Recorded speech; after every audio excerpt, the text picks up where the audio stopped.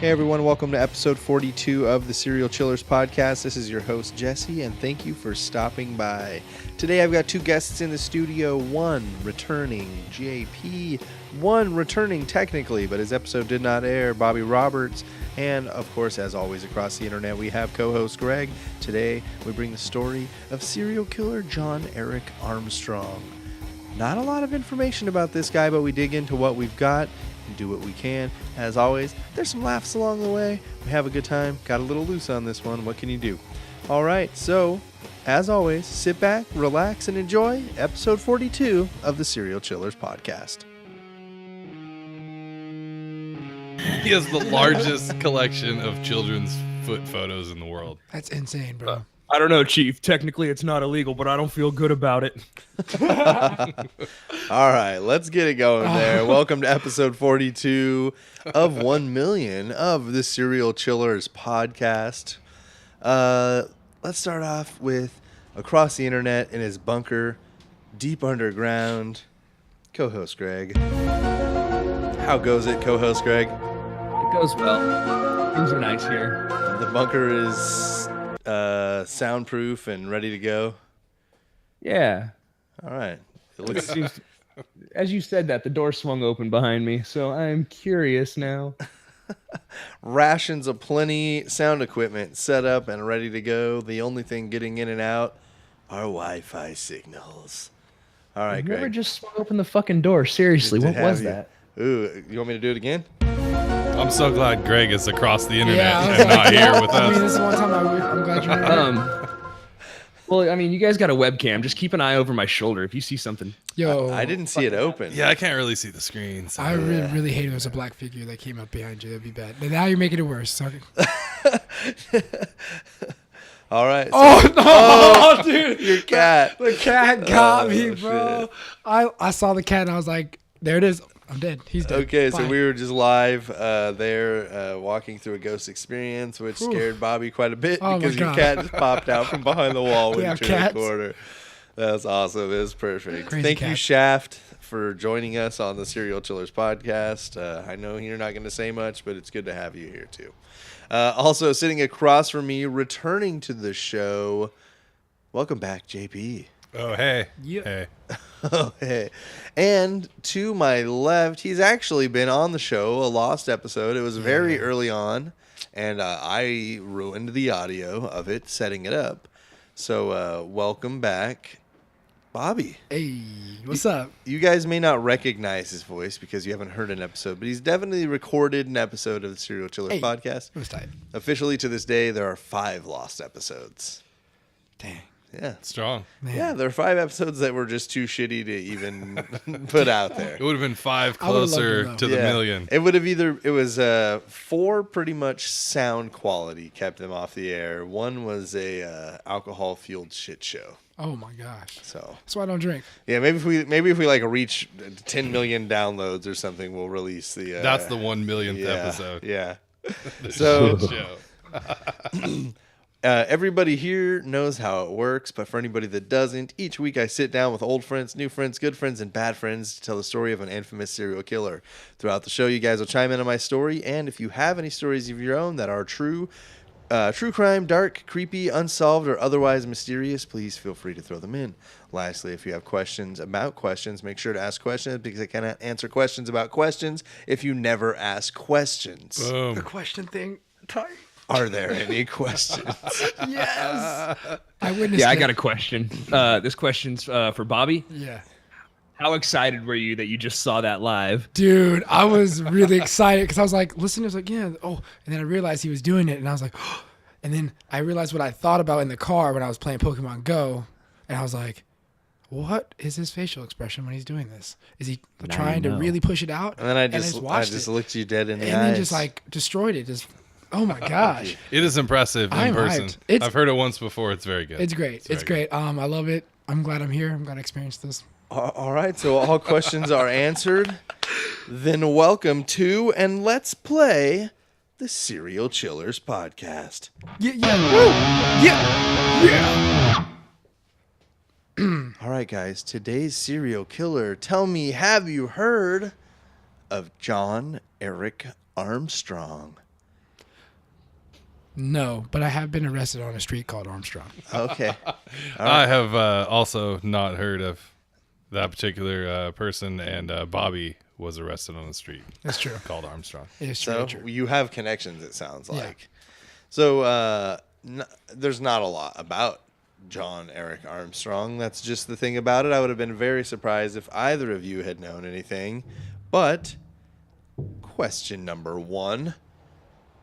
In what year is John Eric Armstrong born? We'll just go with verbal answers tonight. I don't have note cards for you. That's perfect. I'm going to say 1955. 1954. Price is Right him. And Bobby gets 250 points Yeah. because John Eric Armstrong, youngster, born November 23rd, 1973. Bobby's got 250 points. Yeah, you weren't that close. You were just closer I'm than a JP. little, I'm The disappointed. Price is in Right myself. could have worked. You just had to go the other way. Yeah, you should have man. actually Price is Righted him Oh, man. and gone Yeah, you 236. you can't expect to win with the reverse Price is Right. You're not going to go to the showcase that way. All right, you That's a got good point. you got your first tip after question number 1. I believe there are 8 or 9 questions tonight. We do keep score, even though it doesn't matter. So Bobby is up 250 to 0. It after matters to one. Bobby. Yeah, Matters I am to imaginarily, if that's a word, whooping your butt. You are in the lead. It is a game show. It's just that there are no prizes, and you know. I'm competitive. It helps me live. There you go. You All did right. mention earlier about that your language was going to be pretty foul as well. Yeah, so yeah, it's gonna be foul I'm intimidated already. or very, very docile. You never know. We're gonna see okay. how It could be a goes. mixture. All right. He might be a little like John Eric Armstrong. Uh-oh. So John Eric Bipolar. Armstrong was born November 23rd, 1973 in New Bern, North Carolina. At the age of 2, he's got a very short early life of John Eric Armstrong. At the age of 2, under his father's watch, he falls out of a window and breaks his leg. It is also said at this time he may have gotten a head injury or concussion, which is one of the big 3 of the McDonald triad of serial killers. Are you guys familiar with the McDonald triad? From the show. It's- From the show. I I am. am not. It's not tried and true. It's a head injury, arson, and small animal. Am I? Bedwetting. Bedwetting. Sorry. Bedwetting, arson, and a head injury is the McDonald triad. I believe it was a psychologist or psychiatrist named, whatever, fucking Ronald McDonald. And, and Dope. yeah, so those 3 things tend to be I've just found. gone with Dr. McDonald. But Yeah. That's me. Those 3 things tend to be found in a lot of serial killers. There's an alternate study, which I think I heard the ladies on Red Handed, the pod, discuss about how that's less signs that someone's going to be a serial killer and more signs that they were abused. Yeah. So, looking at it from both ways. Continuing on. In 1978, he is now 6 years old. His younger brother dies of SIDS, so sudden infant death syndrome. He's only 2 months old at the time. Damn. In 1979, he attempts to kill himself by riding a bike into a very busy street. So he's 7 years old. You ain't first, you last. And he says that he does this because he wanted to be with his little brother. Oh, I was trying So- to catch that. Yeah. Dang, I bro. think it's so sweet. Yeah, the No. suicide attempt was due to the grief and wanting to be with his younger brother. Wow. His biological father left after the loss of the younger brother, Michael. His father was very abusive and neglectful towards him and his mother before leaving and then returning. In 1979, question number 2. What did his father do upon his return? This one is multiple choice. Ooh. Did he A, become a good father? B, leave again? C, was sexually abusive? Or D, he never came back? Like my dad. Ooh, trick question. Oh, it just got so real in the studio. He left for milk. Let's see. I'm gonna go. You know what? I'm gonna be a nice guy. I'm gonna let you go first. I'm gonna go with A. Became a good father? Yeah. You're hoping for the best. I'm hoping Ooh. that he became a good father. The victory You know- doesn't matter to JP. It's about the narrative going the way he wants it to go. Well, I feel it's a very moral show, and if I can at all bring some light to a show that's already so shiny, I'm gonna pick the most moral answer. All right, I'm gonna go a little more realistic, and I'm gonna go with he got really sexually abused, and he got really sexually turned on by from the guy who's doing the abusing. So when his biological father returns, he became sexually abusive. Yep. Bobby scores Oh, another man. I mean, I've seen enough of this to know where it goes. There's crazy stuff on the internet. I'm gonna stick to the sunshine. I would love Bobby. to be over there too, but I don't know that there's going to be a lot of sunshine from here on out, but Yeah, Dr. man. Bobby These stories will are guide good. you through it. these stories never. I'm end still well. really rooting for JP's narrative. So we're going to jump ahead a few years here. He's now 15 years old in 1988, and he spent 1 month in a mental hospital after locking himself in a bathroom. Now, I tried to find more on this, but I'm telling you, there's just not a lot on this guy. So I was trying to find out if this is a bathroom at his house, at like a party, at like a friend's house, because he locks himself in this bathroom because a girl from his high school was trying to pressure him into having sex with her. So he's been very sexually abused. I didn't go over much of what the sexual abuse was because it ranged a lot from slightly mild, which I'm not saying there's any type of mild or okay sexual abuse, but to very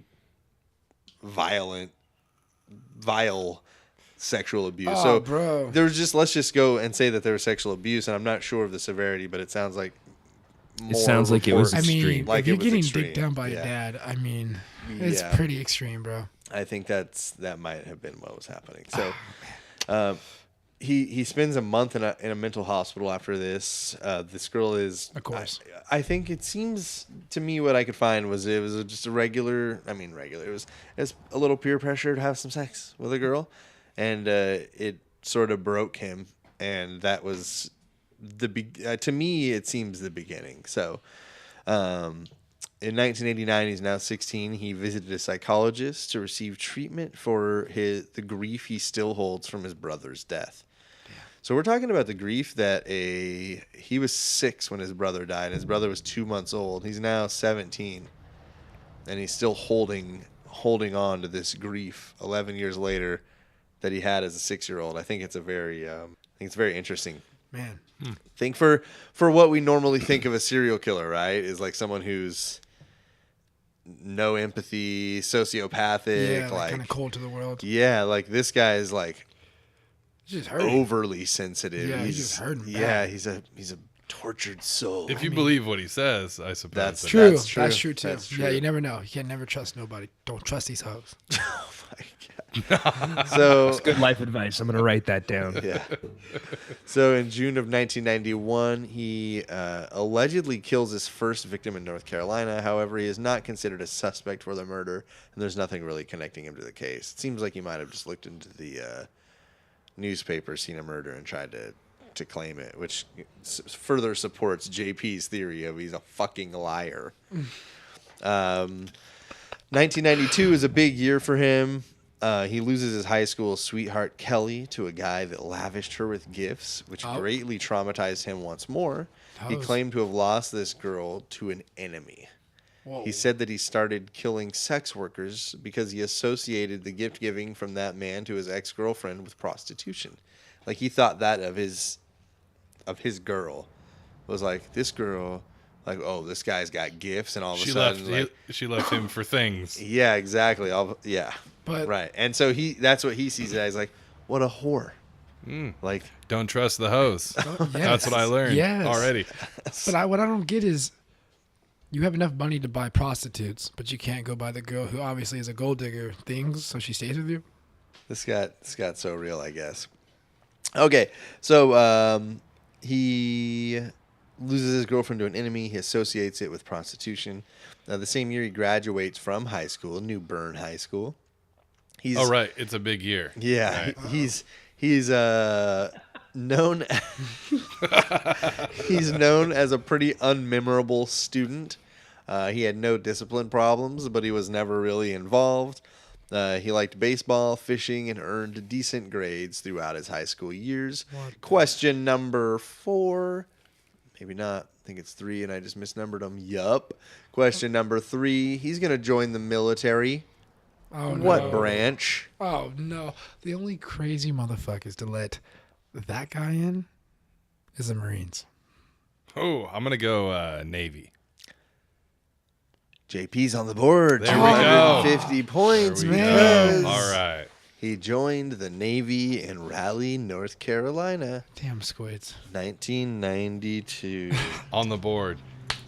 JP's in it. It's 250 to 500. Bobby's got the lead. So 1992 continues on. He's Chip in a chair, 19 Bobby. That's all I need. You know, Chip in a honestly, I chair. feel like this might be a tortoise hair thing, so I'm going to try to calm my confidence down a little bit. Greg, have you ever seen anybody get overconfident and lose on the show? I myself have gotten overconfident and lost on the show. And yes, it happens just every episode where there's somebody who's confident. It's okay. I can adapt. He can adapt. I can humble. I can Be sit the down. first. Bobby's I in it. can All right. sit down. Be humble. Sit down. So he joins the Navy in Raleigh, North Carolina in 1992. He's stationed on the USS Nimitz, where he traveled around the world as one of the ship's servicemen, including he traveled to Asia and through the Middle East. In 1993 to 1998, he took a class aboard the ship about warding off sex workers.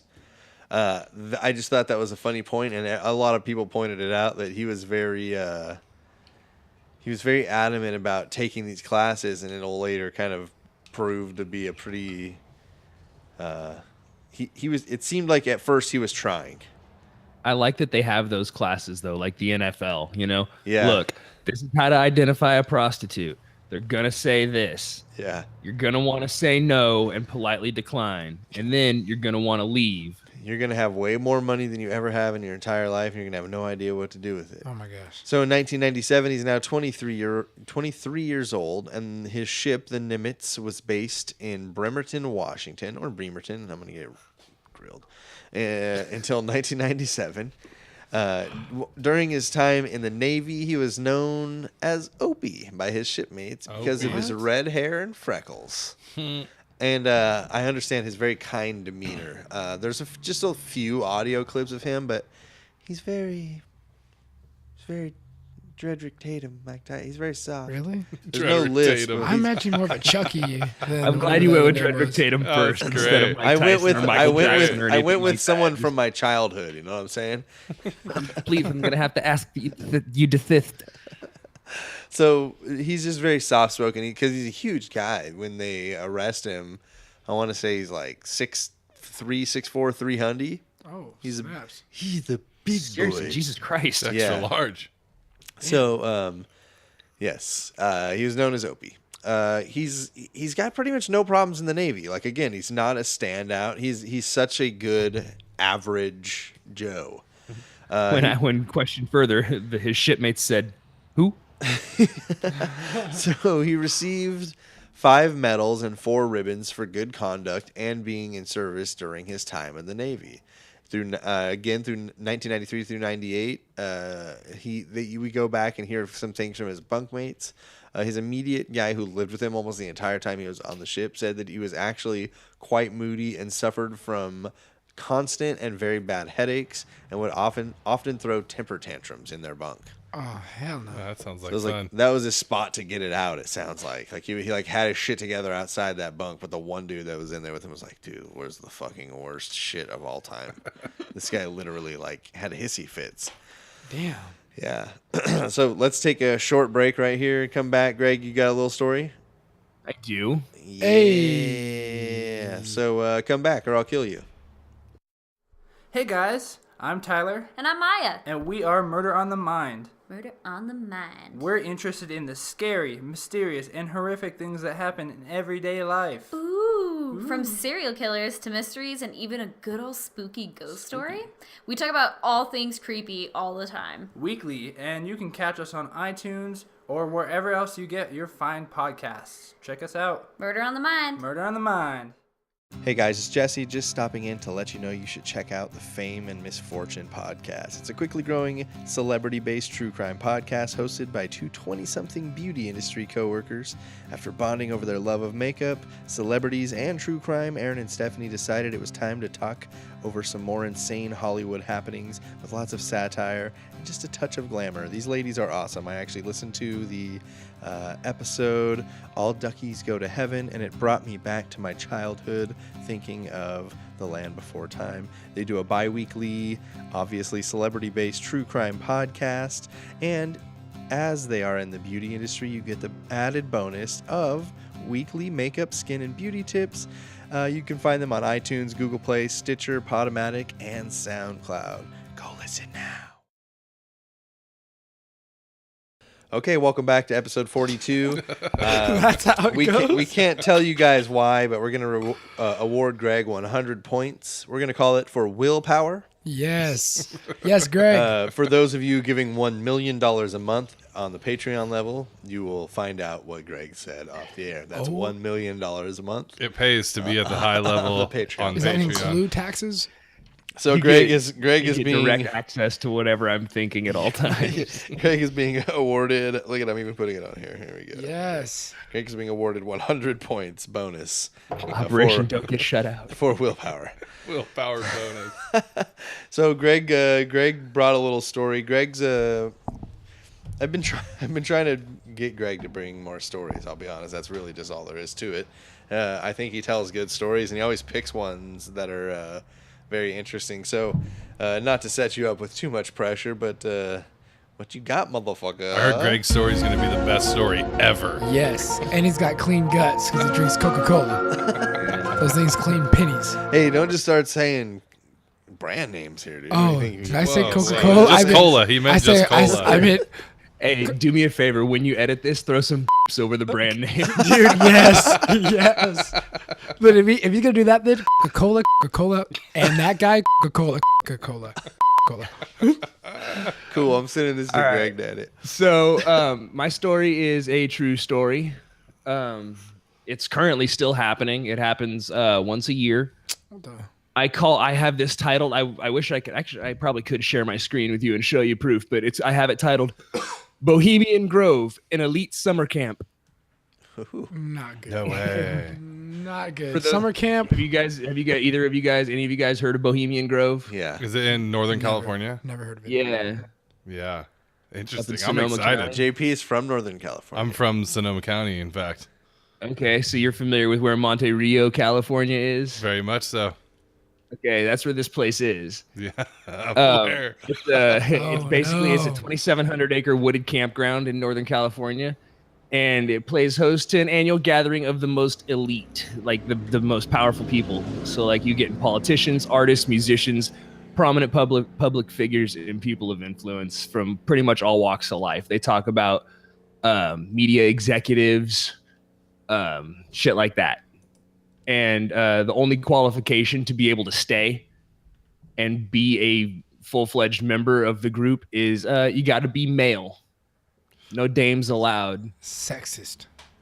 Very much so. But From the guy whose advice I'll- was don't trust them. Don't trust those. Sorry. You can still be a feminist and that's say still- don't it's trust good some hoes advice. because It's they not- are. It's accurate. So the Bohemian Grove's actually owned by a gentleman's club of a similar name, the Bohemian Club, and it's in the Union Square district in San Francisco. And it's a private club. Like you got to be a member to get in, and like the members, they can have guests, so you can bring people. Also, all And- male, I'm assuming. Hose. What's that? Can you bring hose? You can bring the hose, right? You can bring the hose. Alrighty. However, female guests and people under the age of 18 have to be out by nightfall or by 9 o'clock. Those are the rules. You got to be gone by 9. Oh, this is a cult. Even the people that work there, because it's like a summer camp. It's a full blown summer camp for these adults, and like, basically they have what they call their spring jinx, and it's like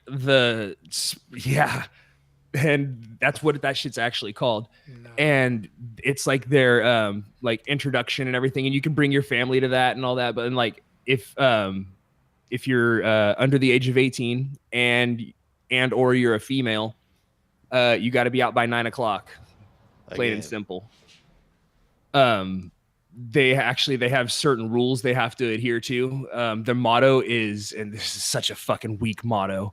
Like, I mean, I've never heard a good summer camp motto, but their motto is weaving spiders come not here, which basically means leave your business at the door. Like, you're in here to be friends. You're not here to network and shit like that. But there's a lot of times where like Their motto should be leave your business at the door. Right. Yeah, We're that's not a good- here to network. But they got it. But well, let me get into this a little further, and you'll understand why they say shit dumb like that. But like, there, even though they tell you not to bring business in there, like a lot of business is done there anyway. A lot of big time political business and business is done there. And my personal favorite of the ones that I read. My personal favorite of all the major meetings that took place there was one of the first meetings of the Manhattan Project. So, for those of you that don't know, the Manhattan Project was the World War II group of people that made the nuclear bomb that we dropped on Japan twice. Oh, snap. So yeah, one of the first meetings for that was at Bohemian Grove. Basically, the whole thing started as a farewell party for this guy named Henry Edwards, and it started in 1878. And he was like, he wanted to be an actor, so he was going to move to New York. And they had this crazy, like, all-night bohemian party in the woods, and like everybody just got shit-ass drunk and passed out on blankets, like thrown on top of stacks of pine needles. And they were like, "Yep, this is it." And the next year they were like, "We should do that again." They're like, "Yeah, but Henry Edwards isn't leaving again." And they're like, "Fuck it, it doesn't matter." And Fuck so it that's anyway. like how it started. What? And that was their like yearly thing. I have a Was quick to question. Get together is, and be freaks in the woods. Yeah, what what's is up? the ethnicity of this group? Well, it's a bunch of journalists and entertainers from San Francisco. So in the late 1800s. So take your guess. I'm gonna say white. It's very white. Yeah, very white. Yeah. Yeah, okay, that's what I was thinking. I was thinking only white people can do this shit. I was Only going to white guess South people get American. drunk in I the guess I would woods. have been wrong. How's that, Greg? Only white people get drunk in the woods. That's what I'm saying, man. But then like, so after it started and it kind of became like a private thing, and it was just like the journalists and the entertainers in San Francisco, the businessmen that were there, like the owners of the big businesses and the corporations and stuff there, started kind of moving in and becoming a part of it. Like, and then they were using it for their business dealings. And my favorite quote is, "They kept the Bohemians." Like, we didn't kick them out. We let them stay because they're good entertainment. This guy plays a mean guitar. Like, one of the dudes that was there was like a late 1800s, early 1900s killer guitar player from Mexico. And he was one of the members of the Bohemian Club. And they like kept him around because dude could shred. And they were like, "This is fucking entertaining." He just And ripped a classical. That's weird. Yeah, that's weird for me. See it now. Loving it. So they straight up have camp counselors, What the? but they're called ugly. camp valets because that's fancy. It is. And they have camp, like little sub camps inside. So the whole thing is Bohemian Grove, and then there's like little sub camps and groups of people, you know. Because why not? And they have fun names. Some of them are, one group is Hillbillies, one group is Caveman, one group is Uplifters, one group is Sempervirens, and my personal favorite is the Silverado Squatters. Come on, man. But there's more. There's other ridiculous names like that, but those are just some of my favorites. I appreciate that you've been working on your Latin before you got here. Yeah. I feel like the group called Caveman is the smallest of the groups. That's what I'm thinking too. I'm like, that's not plural. Well, see, I was thinking, it's two words. It's not caveman. It's caveman. Like cave, man. Yeah. Stoops. Get it? So the valets, they have a tiered system with how they work. So they allow female workers and stuff like to be there, but they're restricted to areas like right around and near the front gate. Like you can't go much past the front gate. Stay behind the line. Yeah, follow the yellow line on the floor, please. And then they have to leave at 9. Like if you're 9. gone, you're out the door by 9. No excuses. Wow. And then the mail workers, they're allowed to be housed on the grounds, but even their access is limited. Like they're not allowed to go everywhere. And then Sounds like Hogwarts. then there's the quote high status workers, and all it said on them was they tend to the special needs of the important guests. Nope. And I'm like, that's the guy that gets you your hookers and your blow. Don't trust. Like I feel like True. I feel like this is a conversation that was had there. It probably went something along the lines of, get me that broad that was in that movie. And they're like, this one? And he was like, sure. And that was the alleged affair of JFK and Marilyn Monroe. What? That's who you were depicting there? No, it was Mayor Quimby. So they have a lot of fun activities. They have like themed nights and stuff. There's a night where everybody dresses in cloaks with hoods, and they have little torches and they chant no. stuff. Adorable. Knew it. Bobby is so uncomfortable. Knew it. Colts freak me out, man. They have one where they do They're real, skits. Man. Like they do self-produced skits. Oh man. Where Like like improv? you get together with your group of like 5 or 6 friends, and you know you do you write a scenario and everybody has to remember their lines, and you Sounds get like up in front of the public class speech and class. do it awkwardly, and your one friend suggests you do a rap and it never works out. Oh, it works out for me. That's what that's like. Yeah. And then my personal favorite is the cremation of care. They have this giant effigy of an owl and they set it on fire on the riverbank, and then they like chant and sing and dance around it. It's like Elite Rich Guy Burning Man.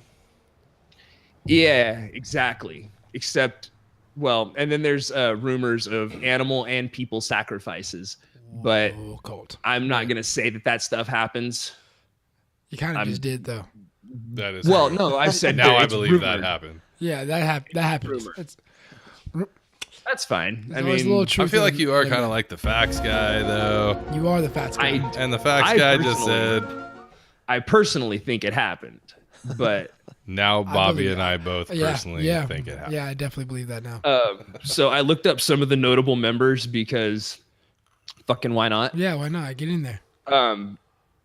George H.W. Bush, Knew the big it. Bush, not the most recent Bush. Oh, then never mind. I didn't They know. wouldn't let the younger one in. H. Bush.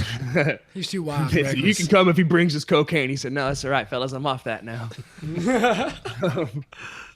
Ronald Reagan, the Gipper, he was in there. Joseph Coors, the grandson to Adolf Coors, who was the founder and CEO of Coors Brewing, which also didn't know his name was Adolf. That's weird. Yeah, that threw me for a loop. But they were like, hey, this guy's the grandson of the guy who makes the closest massive beer supply. Let's let him in. Free beer. Why not? Yeah, Clint Eastwood.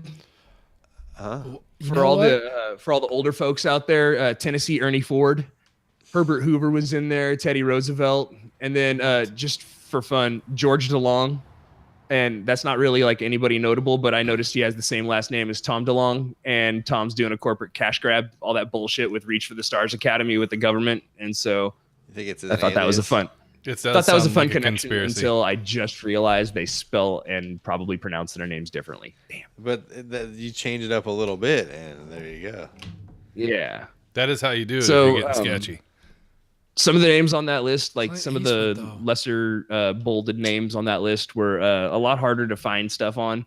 I tried to look for some on some of these people, and it's like curiously obscure. They're just So- private rich guys. Yeah.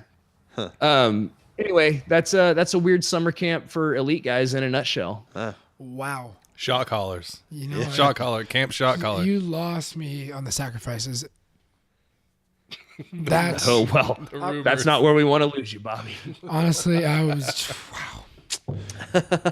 You think that the world's cool and Clint Eastwood is cool and then Gran Torino was tight. You know what I mean? And And he's like, Now imagine him He's lighting a like- giant owl on And- fire and and now, chanting yeah. in Latin. listen, Bobby, I need you to lay down here. Greg, how active is it currently?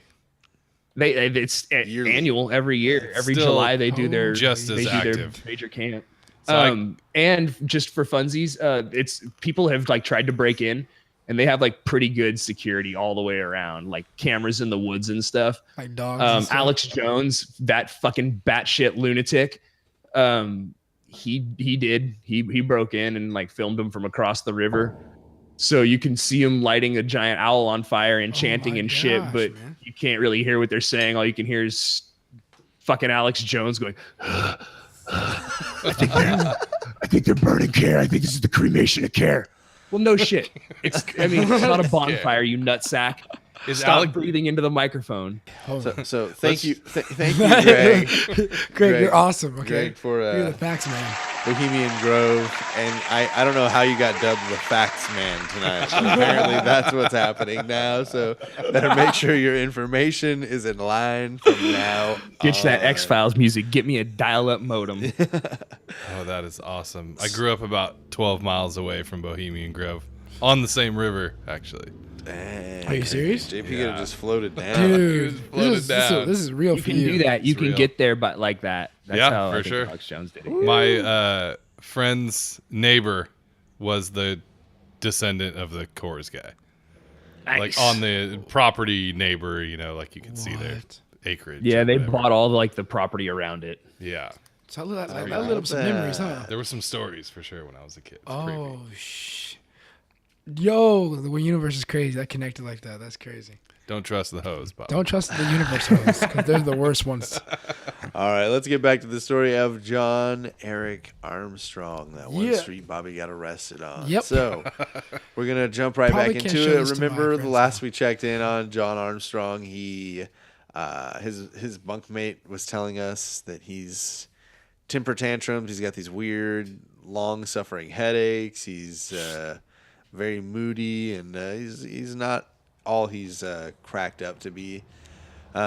It's going to get real right now. Let's just go question number 4. How many is John going to claim that he killed between 1993 and 1998?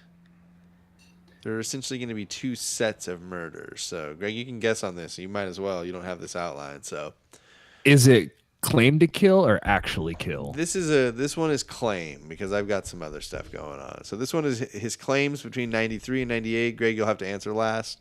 JP and Bobby, just throw yours out when you got it. I'm going to go with 10. I'm going to reverse Prices Right him again And go 9. and go with 9. You know what? I may have sticking blown with it twice. But hey, you stuck to your vibe. So it's 250 points for the closest, 500 if you nail it. Greg, do you want to put a guess out there? 6. Okay. JP, you should have fucking learned your lesson because he claims to have killed 11 Hey, sex so workers close. from 1993 to well, I'm 1998. not very Bobby happy was that very he's killing as many close. people. Yeah, you do seem very excited about his high number of You know what? death claims. The value of that win, it's not so good anymore. Value of the win. So this is just his claim, and again, maybe we look back at what JP said, and he's a fucking liar, and a lot of them are. So he claims to have killed 11 sex That's why I workers picked between so hard. 1993 and 1998, 3 in Seattle, 2 in Hawaii, 2 in Hong Kong, 1 in each North Carolina, Virginia, Thailand, and Singapore. Busy. Well, he was in the Navy. He was traveling the 7 seas. Oh. Yes, you can put your mind at ease by just killing 11 sex workers. In 1995, he's now 22 years old, and police believe he may have been linked to a sex worker named Lynette Hillig. She was slain in Norfolk, Virginia. However, no physical evidence was ever obtained. He was just kind of, they liked him for it. We are looking at May of 1996. He's now 23. He's still on the USS Nimitz. I hope I'm saying that right. Nimitz? It's got to be Nimitz. You're He killing was- it. Yeah, I thank you. think. You're doing great. He You're was doing in great. port at Pearl Harbor, and he claims to have killed 2 people, but police were unable to match his claims with unsolved crimes. So it's looking like a lot of bullshit. Who is he making the claims That's what I was thinking to? too. I was like, did he claim Well, these this are when he got all- This is like after arrested? the fact. Yeah. A Yeah, lot of okay. these. Okay. A thought- lot of the way I'll do it is I'll go chronological, and then I'll place in from their admissions or Okay. Looking back, yeah, sorry. You know, honestly, I was like, he You just even goes every listen year. to the He's show, like, bro. hey, So I- next year he claimed to kill 14 more people, and Yes, like, exactly. man. they said, "Don't worry about it. Go back home." On March 5th, 1998, he killed Lynette Ann Hillig. He killed her in Newport News, Virginia. September 25th, 1998, he married Kate Radomski, who he met on the Nimitz. I couldn't find anything on her either, whether she was in the Navy or he just met her because she was Like she was vacationing yeah, on the Nimitz. I don't really understand. Like maybe they do tours. I have to assume she was also in the Navy, but I think then we also have to assume that ladies are allowed after 9 p.m. yes, it Yeah. is not a very Bohemian Nimitz Grove. rules are much different. So he gets married during all of this, and on February 4th, 1999, his first child is born. In December of 1999, 10 months later, he receives an honorable discharge from the Navy. He says that he left the Navy because he did not think that it would provide him with enough education. On December 3rd, 1999, he killed Monica Johnson, who was 31 and a sex worker in Detroit. He had sex with her and choked her and left her to die. In 1999, after getting out of the military, he applied for VA State Police but was not accepted. He started taking classes at Schoolcraft College. He's got to further that education that the Navy just couldn't give him. Oh my gosh. In January of 2000, he was questioned after he found Wendy Jordan's body in a river. Question number 6. How did he find the body? Oh, snaps. Was he hiking near the river? Driving along the river? He pulled over to vomit near the river? Or walking his dog near the river? And this is what he said to the cops. This is how he said that he found this Okay, body so- of Wendy Jordan, the killer we're talking about here. I'm going to trust JP's judgment from a while ago that got me the other win. That he's a fucking liar. You're very much sticking it to me right now, Bobby Robertson. I respect you for that. I mean, I'm in it to win it, but at the same time, I like having fun. You want me to go first? I'm going to let you go first again. Walking the dog. I'm gonna change my answer to puking. Okay. I think he pulled over to dang puke. it. Was that your answer I'm too? going to go with it. I'm going to stick true to my answer. That was it. Okay, I think he's going to blame the headache or something. they both say he pulled over to puke. Greg, you want to put an answer? Nah, that's all Okay. right. I'm not in this game. All Greg, right. you should do it. So he told police that he was feeling nauseous and had pulled over on the bridge to vomit. Dude, okay, that's a team Yep. win. He said he was going to get sick in the river, look down when he was puking, and saw her body in the half frozen. What a Fucking coincidence. Yep. Liar. So 250 points to both of you. I'm starting to Did they suspect that find he's a puke hoe. on her? Well, my what I thought was that like he was like looking down and like for whatever reason puked and was like, shit, now I have to fucking like I just puked all over her. Like, what can I do? Like, I have to say that I found her. You know what I mean? Like, that's what it seemed like to me. Oh, because that's his like body. Like something could tie him back. Yeah, to he's the like, dead body. fucking now there's DNA. I just puked all over her. What the fuck, man? Now God damn He's it. all Like, gloved up and everything. that's just a guess. So, yes, congratulations to both of you for getting that weird ass answer correct. I thought you'd Yeah. for sure think that was one I just put in there to be stupid. Nope. So I've been yeah, listening. he told police that he was feeling nauseous and pulled over to get sick into the river when he saw her body. Wendy Jordan. What's funny is there's very little about him. Like I said, there's a documentary that I watched about 21 minutes long. He was one of 3 segments in a 1-hour special called "Very Bad Men."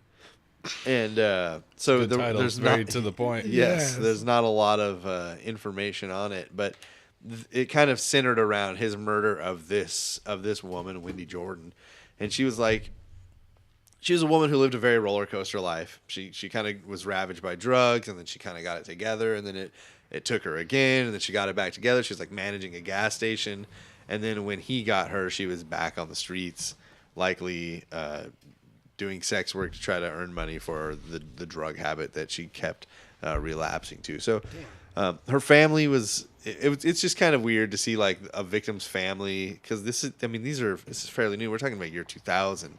These aren't like murders from the early 70s like we the golden age of serial killers, they call it. These are very recent. So it was like her family talking about her and what a great person she was, and like, yeah, drugs kind of made her take a turn for the worse, but she was still a very good person. And, you know, it's just, I think it's tough to see that, and it's a little, it makes it a lot more real. Yeah, definitely. So she was in the process of kind of getting it back together, her family thought, but her untimely and unfortunate mistake would cost her life. A few weeks later, a DNA test found a match between Armstrong and the victim that was not the vomit, but prosecutors waited for a full DNA lab report before issuing an arrest warrant. On April 2nd, 2000, he tried to strangle Wilhelmina Drain after she got in his Jeep. She fought back hard and was able to spray him in the face with mace and got away. Oh, shit. On April 7th, he attempted Good for her. yes. Very Mace good. in the face. Yeah, it's really good. On April 7th, he attempted to murder a transgender sex worker. He Thailand. offers Devin Marcus $40 for sex before trying to choke him. Marcus At least he escapes. offered it before he tried to choke him. Right. Marcus Yeah. escapes and later He helps does. ID Armstrong for police. On April 10th of 2000, 3 bodies are discovered in a rail yard. They were found near the streets of Military and Southern in Detroit. The area is lined with homes of hardworking, decent, law-abiding citizens, and residents are not used to hearing gunfire or the sharp sounds of weapons. They are very accustomed, however, to hearing the sounds of the freight trains nearby, carrying supplies to Detroit industrial plants and taking newly built cars to destinations unknown. How close is that to 8 Mile? That I don't know, but I imagine it sounds like it's in a very industrial area, Yeah, so dude. it sounds like maybe not too far by. But essentially, it's saying like 8 for Mile, for like Detroit gets a bad rap. I think like I understand that every big city has crime, but I don't think that, that's what this article I was pulling parts of this from was saying. It's like, yes, people get murdered here, just like in New York and in L.A. and in Chicago. Like it's not so much worse here or any worse here. It's just they have this, I think, kind of bad, rough Motor City, like, you know, facade. Gotham look. I feel like the people who really try to stick it to Detroit call it Detroit. Yeah. That's how I Have you ever pronounce it. have you ever been to Yes. Detroit? Because that's way worse. That's horrible. Don't go there. So I don't know how close to 8 Mile, I guess, to answer your question. One of the trains on this day, April 10th, no one knows or can remember if it was incoming or outgoing, was going along through the neighborhood in that morning, and somehow, someone aboard noticed a grisly sight.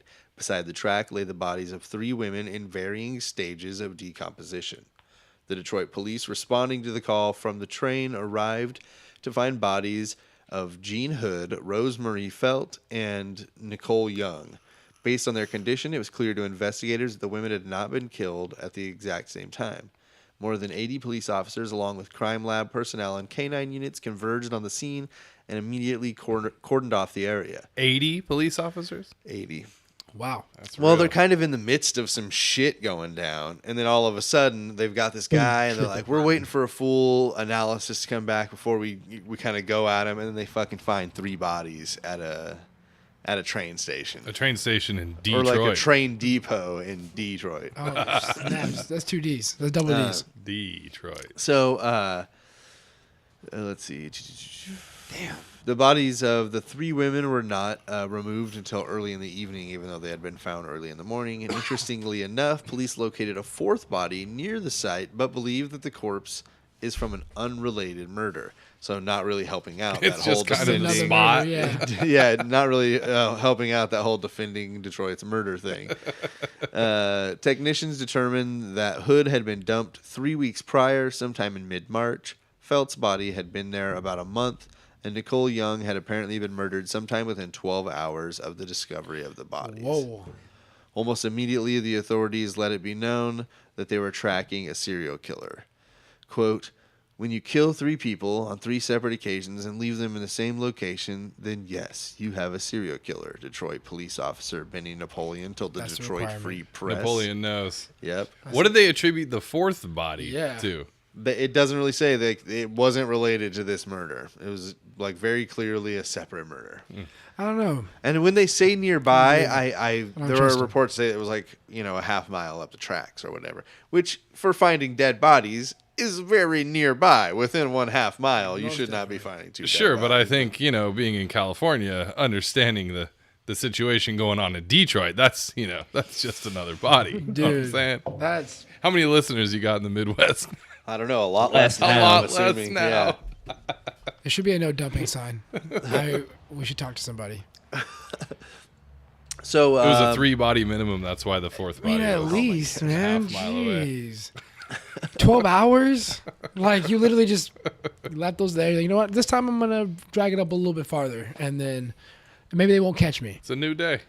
So by the end of that day, a multi-jurisdictional force comprised of the Detroit Police Sex Crimes Unit, the Violent Crimes Task Force, the FBI, the Michigan State Police, Conrail Railroad Police, and the Wayne County Medical Examiner's Office was formed to investigate the slayings. Like, what a team. That's a huge team. That's an all-star team. I They want to got know about the SVU. Conrail Railroad Police. I'd love to see the intro. Are they like the guys where they have like a comedy movie where there's like a guy who doesn't get to carry a gun, but he's like, I'm Conrail Railroad, deputize me, come on, get me a gun. It's like the interns that didn't make it on Reno Yeah. 911. Dude. I'm just curious about that. But I know that some, like the post office has a much gnarlier police force than I had imagined. So I imagine that like a railway would also have probably a pretty tough police force. They don't even carry pistols. It's just shotguns on the back at all times. Whoa. Yeah, they get broadswords. Yeah. So Chief Napoleon They're recalled... ninjas, actually. Yeah. The whole crew is ninjas. I wouldn't even mess with that. That's awesome. Chief Napoleon recalled the last time there was a serial killer in Detroit. During a 9-month period between 91 and 92, a serial killer raped and strangled 11 women, many of whom had histories of prostitution and drug abuse. Several of the victims were found in abandoned motels and other derelict buildings near Woodward Avenue in Detroit and Highland Park. I'm starting to realize that maybe being a prostitute is a dangerous Well, profession. Probably you shouldn't find do that a that. lot in serial killers because, No one cares about them. well, yeah, that's Essentially, exactly yeah, it. but it's because they hang out on the fringes of society. Yeah. Well, because... We just go pick them up. You got to find somebody to kill you. Right, Drive and, down. and you get in you, your car. you know, the thing with the police is that it's tough to prove that they're gone because they live on the fringe of society. They can Yeah. just pick up and leave at any time. So who are you to say that the Different sex names and everything, worker too. that is always, in this area has been gone 2 weeks? The police are like, all right, well, she picked up and she left, clearly. And there's a lot of reports, especially I remember they were like Alaskan ones. I think maybe, Wait, there's Alaskan prostitutes. yeah. Well, yeah, dude, Alaska's just like anywhere else. But like, isn't It's that kind not of just like all igloos and stuff. That's what I'm saying. Like, That's like- racist, man. You want to know what they would do for a Klondike bar? Make sure you bleep that name out too. Oh my God, we'll get back on track here. So essentially, like Napoleon is just thinking about like he's seen during his time. This is another serial killer. This particular one he was thinking about was Tony Atkins, who was 29, who was convicted of the murders, and he died just 4 years into his 11 life-term sentences. Atkins was driven by his hatred of prostitution. In contrast to the Dearborn Heights investigation, which was moving along at a slow, careful pace, the Detroit police force sprung into action. Investigators linked 3 reported assaults of sex workers with the murders of Hood, Felt, and Young, using descriptions provided by the women and Devin, we mentioned before, who had escaped the killer. They began round-the-clock patrols of the high-traffic areas where Detroit's sex workers converged. They focused on the Michigan Avenue and Livernois, oh my God, corridor, and consulting with the FBI agents, and created a profile with the FBI agents who had created a profile of the killer. It was likely that whoever was targeting the sex workers would return there for another victim. They did not have to wait long. Because they were with one of the surviving, they were with the mace in the face sex worker from earlier. She was there kind of helping them out. And Mace in the face. he came back Yes. for the kill. yes, exactly. So he rolled around and they arrested him at 12:30 a.m. It was April 12th, so just 2 days after they found the 3 bodies. He was in his Jeep Wrangler. One of the sex workers pointed him out. Again, she was with him. He stood up to the police when they went to arrest him. They called him a very tough guy when they attempted to take him down. They brought him in for questioning, and on April 12th, the man who had recently stood up to the Dearborn police was gone. The Detroit authorities confronted, not literally, like just that tough guy. He was a shell of his old self. The Detroit authorities confronted Armstrong with an overwhelming pile of evidence, and he quickly broke down. All of the years of torment finally broke free, and Armstrong's mental state began to collapse, police said. Quote, he expressed remorse several times and was crying like a baby, said Assistant Police Chief Marvin Winkler. Basically, he told us he either killed or tried to kill every sex worker he had ever had sex with. Even though the Detroit police had linked Armstrong to the 3 bodies he had found that had been found in the railroad yard, they had no idea at the time that they might have had the farthest roaming serial killer in history in custody. Because remember, he had said that he killed in Thailand and Hawaii, Hong and Kong, China, and so if true, they have no idea. Kind of, they're in. Is this typical in your expert research and opinion on serial killers that when they do finally get caught with overwhelming evidence that they break down or do they remain cold? Well, yeah, it seems cold it and seems, tough? Yeah, there's definitely a few different ways, but he seems very different than most because most of them boast. I think a lot of them boast about. Well, he's boasting a little bit, right? yeah. I feel like maybe now he's telling. I don't know. I feel like maybe he's like maybe trying to boost his numbers a little, but at the same time, he's not like, yeah, I fucking did. He's like, It's more like a confession. I was in Norfolk, Virginia. like that. Like that's more what it's going on. You know, Ted Bundy is like, I took her and I bashed her head in with a wrench, and I couldn't stop. And this guy is breaking down, and he's bawling like a baby. They're saying so. I think there's different ways of breaking down and kind of giving the whole story. I think he's a little more of the hurt little kid. Yeah, he's Opie with the torn butthole. He is Opie, and Bobby is making assumptions of the worst. I'm just saying, I'm pretty sure you told me some. I'm pretty sure you made assumptions then too. So I'm just saying. I'm just saying, bro. Dig down by his dad. Even though they had linked him to the 3 bodies in the railroad, they had no idea at the time. Yep, already read that. His confession, which began shortly after he was arrested, revealed dates, details, events, killings, assaults, and everything came out. He told police about killings in Washington State, Hong Kong, Thailand, Hawaii, and the Middle East. In Seattle, he said he had killed a man after an argument at a bar. He killed 2 sex workers there as well, according to initial police reports. Another sex worker was murdered in Spokane, Washington. He also told the police. All in all, Armstrong, between his arrest Wednesday and his arraignment Friday, shared details about as many as 30 killings. In Norfolk, Virginia, Armstrong's confessions have revitalized at least one stalled murder investigation. So some of the murders he's admitting to have credence. Like in Norfolk, Virginia, they're like, holy shit. like they still haven't pinned it on anybody. Yeah, but his name's in the file as one of the people. Like, nah, maybe he's not, but he's it's opening cases for sure. Oh my gosh. So the body of a 34-year-old woman was found in Norfolk on March 5th, 1998, 4 days after the Nimitz docked in its home port, Newport News. 12 miles away, Lynette Hillig, who had a string of prostitution arrests, was discovered behind a bingo parlor. We talked about Lynette a little earlier. She may have been sexually assaulted, authorities said, and Armstrong reportedly told investigators that he had strangled the women in Virginia and driven over her body with his Jeep to make sure that she was dead. Once he began to talk, he was freely giving very intimate details about the case, said Detective James Hines of the Wayne County Sheriff's Office.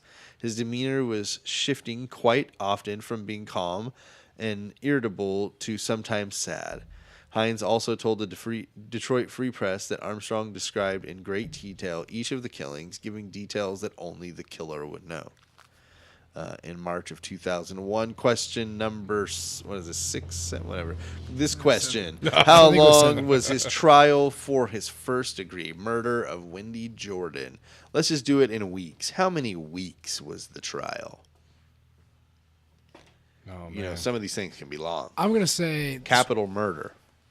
11 weeks. 11. I'm going to say about 2. because I mean you have all this evidence. I mean just bag them, put them away. I'm gonna see how many beers I've had. 4. About 4 beers. I'm gonna go with 4 weeks. Okay. Oh, okay. So it was 250 points for the closest, or 1,000 if you nailed it. Bobby, you're gonna get 1,000 points because it was a 2-week trial. That's gonna put it away. Bobby's gonna win this one, guys. I think there's another question, but that's I am 0-2. I'm so sorry, man. That's gonna put it out of reach for JP. Congratulations, Bobby. I'm happy for you, though, Bob. I'm happy. I'm happy that you're happy for me. No, check it out. No, thank you. No, thank you, though. So, Thank you. a 2-week trial is all it takes. Armstrong was convicted of first-degree murder for the death of Wendy Jordan. On June 13th, 2001, he is believed to be linked to 11 other slayings since 1992, including the list we talked about from before, all over the world. June 18th, 2001, he pleads guilty to the death of Robin Brown, Rose Marie Felt, and Monica Johnson. He also pleads guilty to 1 assault charge and no contest to another assault charge. Like, why not just... Guilty. I'm just here. Yeah, I killed all those Stack 'em. women. I did that 1 assault. That other one, though, is horseshit. I did not do I that. didn't do it. I will not go down. So no contest to another assault charge. A 3rd assault and unarmed robbery case was dismissed as part of the plea bargain. Ultimately, he was sentenced to life in prison. He got that robbery off, though. Yeah, fucking idiot. But like you life anyway. He was so sentenced to life in prison for the death of Kelly Jean Hood, who was 34. All of these bodies were found in Detroit, Michigan.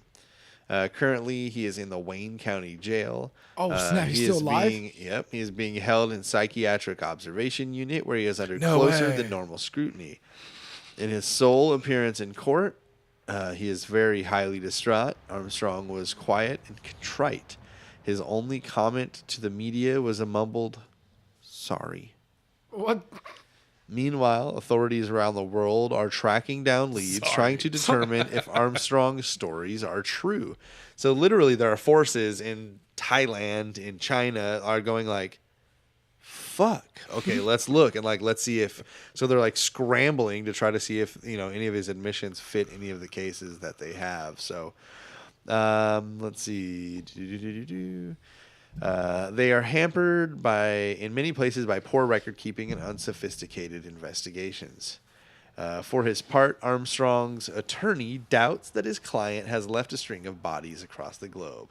Isn't that reassuring? His lawyer. His defense attorney is like, come on, guys. What I know of him, he only probably killed these 11 here. What are we talking about? 30 across the globe?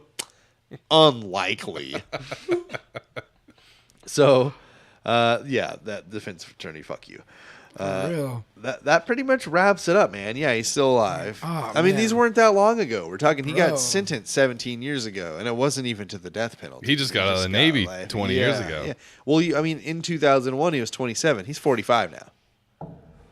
So just think, Bobby, there's a guy out there serving life in prison who just heard you, who could possibly hear you making fun of him. Oh, that is so good. Hey, all right, That is check us so out. good. Come for me. I'm waiting.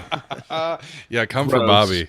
Yeah. I believe that you did all 30 of those murders. You know and- what? I'm gonna say you did 11 because that's what got me to win. I bet you did 6.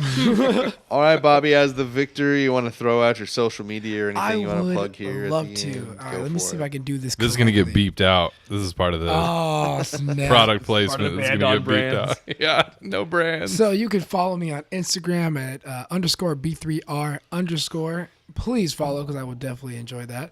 YouTube. That's not part of the Instagram. No, it's It's- definitely not. it's just no, the It's underscore. not that long. It'd be too long. You would have to type very long, and you would probably not even follow me. So check us out. We got YouTube, which is Bobby's Got Steez Roberts, but Steez is not spelled how you would think it is. It is STEZ, only because it couldn't fit all the characters in there. You can get me on Twitch, or Mixer. If you just follow my gamer tag, which is either XBMPX or Bobby's Got Steez Roberts, the same way with the STEZ. Last but not least, you can find me on Tumblr with B Bobby Roberts S. So 2 B's in the front, 2 S's in the back. You already know what I'm saying. Boobies ass. And .tumblr.com. And you know what? Everything else is linked up. So, hey. You'll find me even on Hollanders. Check it. Bobby has more social media plugs than this podcast. Yeah, dude. Twitter too. I have it all. Hey. Bobby, I've known you 10 years, and I love you, and that was awful. Yes. That was hard to get through. It was bad. Brutal, dude. Man, okay. you got to sync your shit. Jesse and I went to a seminar about social media, and one of the main topics of it was to sync your shit. It literally said on the slide, "Sync your shit." All right. Revise. Sync your shit. All right, we're Instagram, follow me. I already told you that, so we'll link it's all it. linked. Underscore It'll be linked B3R up. underscore. Boom. Yeah, Everything's boom. connected. No matter what, everything's connected. JP, I know you have no social media you'd like to throw out. Is there anything you'd like to say here at the end? I'd like to throw out Bobby. Yes, do it. The quote of the day: don't trust these hoes. The quote of the day is don't trust these hoes. I'm on Instagram at JP Gentry Industries. All social media, it's JP Gentry Industries. I went to the seminar. My shit is synced up. Yep. But you should probably follow Bobby's. I didn't go to the seminar. It's much more interesting. It truly is. It's harder to find, but there's more treasure There's when you get so there. much more treasure. I want to say one thing. I've been listening to the podcast since it started, and Hey. I've had the pleasure of being able to be on 2 shows now, and the even greater pleasure of losing both of those shows. One to my beautiful Twice. lady, and one to Bobby Roberts. Yeah. Chit. And I really feel like I know Greg, even though he's over the internet, Same and here. we've never actually met in person. And I just want to say that Greg's promotion from producer to co-host was well-deserved, and I think not only Greg, but Jesse as well do a phenomenal job. So Yes.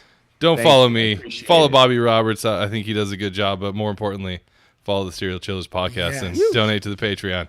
Dang. Cheers. Dang. Save that soundbite. That's just going to be our commercial from now on. Yes. And on the way out. Hey, JP, you're going to like this. Follow me on Facebook, Instagram, SoundCloud, and Twitter. Everything is at HellaGreg. Oh, I hella like it. See that? Everything's all synced. I'm And I didn't hella even go to stoked. the I didn't even go to the You didn't even seminar. have to sit through the shitty seminar that Jesse and I did. Well, that's it from Greg. That's it from JP. That's it from Bobby. And that's Peace. it from all of us. Thank you guys so much for listening to episode 42 of the Serial Chillers podcast. 42. Yeah, mom and dad, if you're out there, I miss you. Bye. Orphan gang.